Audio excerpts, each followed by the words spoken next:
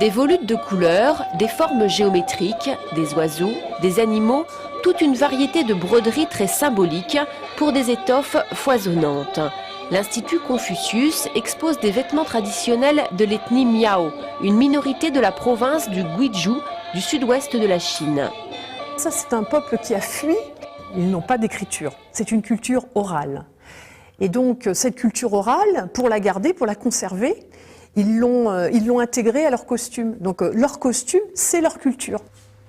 Vous avez vraiment les motifs, on voit la mère papillon, l'oiseau tiwei, etc. Et vous avez des motifs en batik beaucoup plus géométriques. Et alors là, c'est justement tous les champs, c'est toutes les terres ancestrales que les Miao ont dû abandonner pour continuer à migrer, quoi.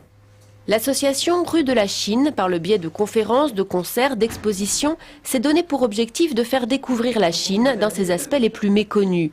Cette fois, c'est comme un véritable voyage à travers une autre civilisation, avec tous ses costumes, vestes, châles, porte-bébés, les jupes aux sans-plis ou les coiffes d'enfants. Vous avez également cette coiffe que moi j'aime beaucoup et qui a donc une forme de poisson parce que le poisson, ça veut dire aussi, en soi, ça veut dire l'abondance, avoir un petit peu plus. La gourde, c'est avoir aussi un petit peu plus. Donc c'est à la fois se protéger et en même temps essayer d'avoir une vie meilleure, quoi. Avec des grelots. Avec des grelots pour faire fuir les mauvais esprits.